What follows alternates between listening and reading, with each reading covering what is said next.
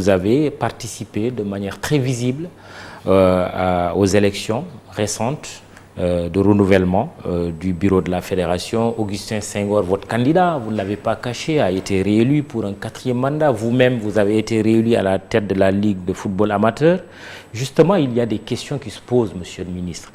Votre implication très visible dans l'élection du président de la Fédé ne pose-t-elle pas problème au double plan politique, parce que cela peut donner une indication de la position du gouvernement et même du président de la République, votre patron, mais aussi plan sportif, vous peut-être faites de l'ombre à votre collègue des sports Matarba.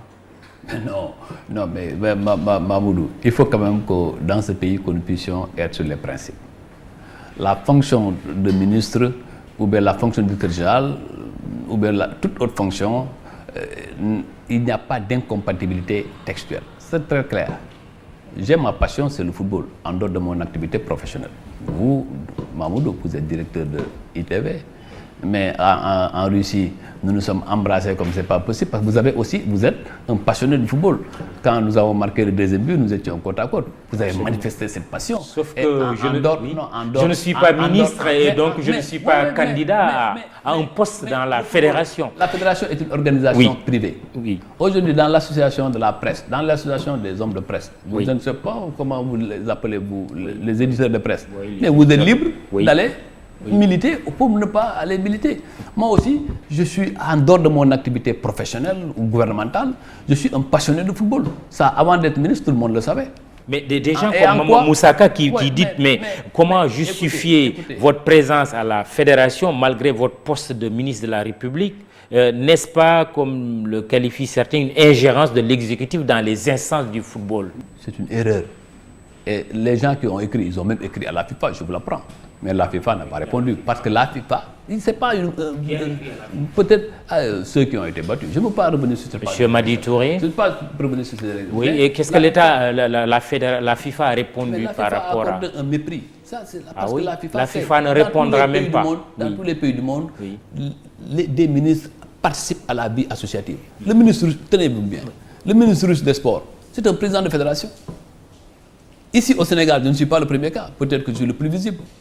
Mais le ministre, comment il s'appelle, Mbagnick Ndiaye, était président de la Fédération d'escrime, était président de la Confédération africaine d'escrime en tant que ministre des Sports. Ça ne dérangeait personne. Monsieur Bakar Dia était membre de la Fédération de Kung Fu, était membre de cette fédération. Et n'hésitait pas à troquer sa tenue pour aller sur les tatamis. Youssou Ndiaye, paix à son âme, il a été membre du CIO. Je peux citer énormément d'exemples sur cela. L'essentiel, c'est de pouvoir respecter les dispositions attribuées à chacune de vos organisations. Moi, je n'ai jamais utilisé le gouvernement, je n'ai jamais utilisé mon poste de ministre pour m'imposer dans le football sénégalais. Babacar Ndaw Faye qui prolonge un peu, oui. En 2017, je n'étais pas directeur du COUD, je n'étais pas ministre. Et j'ai participé de manière très forte à la réélection du président Senghor. En 2019, j'étais directeur général du COUD, qui est aussi une fonction très pesante. Justement. Mais j'ai participé à la CAN qui nous a conduit à la finale. Justement. Ça, c'est ma vie privée. Babacar Ndaw Faye prolonge un peu la question en disant, est-ce qu'il n'y a pas surcharge entre le football, le ministère à gérer et les activités politiques? Peut-être, mais ça dépend de la capacité des individus. Et Dieu nous a dotés, chacun, dans ses particularités, de ses capacités. Si je ne pouvais pas assumer l'une ou l'autre charge, je me serais déchargé très librement. Avec quels moyens avez-vous battu campagne récemment? Moi, je n'ai pas un problème de moyens. Oui, non, vous êtes ministre. Est-ce que vous n'avez pas utilisé les moyens de l'État? Du tout. Moi, j'ai toujours gagné. Il faut rappeler le résultat de 2017. Je ne suis pas aussi arrivé au 2e tour. Par exemple, vous allez à la Ligue de Matam, ou vous allez à la Ligue de Sédhiou, ou à la Ligue de Kolda, ou à la Ligue de Kaffrine. Ces gens-là, c'est des accords qui nous ont liés depuis très longtemps, une amitié très profonde. Parce que moi, je ne suis pas resté à Dakar et dans les médias pour demander à être élu. Non, parce que tous mes conseils d'administration, ce que les gens n'ont pas remarqué, tous les conseils d'administration de la Ligue amateur ont été décentralisés. J'ai fait mes conseils à Ziguinchor, j'ai fait mes conseils à Tambacounda, j'ai fait mes conseils à Saint-Louis, j'ai fait mes conseils à Thiès. Forcément, il y a une adhésion des acteurs du mouvement sportif. Ces acteurs-là, sont des présidents de clubs, et ces présidents de clubs, vous savez, il y a des relations de respect mutuel. C'est ça le mouvement associatif, c'est ça la force du mouvement associatif. Maintenant, on ne peut pas. Ceux qui étaient en face ont mis plus de moyens. D'accord. Mais ce n'est pas une question de moyens. C'est une question de crédibilité. Vous avez gagné, mais le peuple sénégalais attend cette CAN depuis très longtemps. Votre élection a été faite justement sous le sceau de Manko Wouti Namli, en ligne de mire la prochaine CAN au Cameroun. Quelle est la pertinence d'articuler le chantier ou même tout le chantier de la fédération autour d'une promesse de sac de la sélection A qui est très aléatoire?